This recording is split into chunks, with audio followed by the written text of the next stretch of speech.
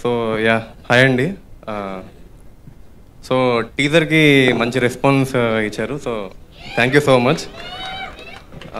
So నేను ఎక్కువ మాట్లాడను. యా ఒక ఇన్సిడెంట్ చెప్తాను. సో మొత్తం సినిమా అంతా రియల్ లొకేషన్స్లో షూట్ చేసాము. అక్కడ ఉండే లైక్ రియల్ క్రౌడ్, అక్కడ ఉండే పీపుల్లోనే చాలా షార్ట్స్ అన్ని అమలాపురం అంబాజీపేట అటు సైడ్. సో అక్కడ అంటే జనాలు అందరూ వాళ్ళనే షూట్ చేసాము. వాళ్ళ క్లోజప్ షాట్స్ కూడా మూవీలో ఉన్నాయి.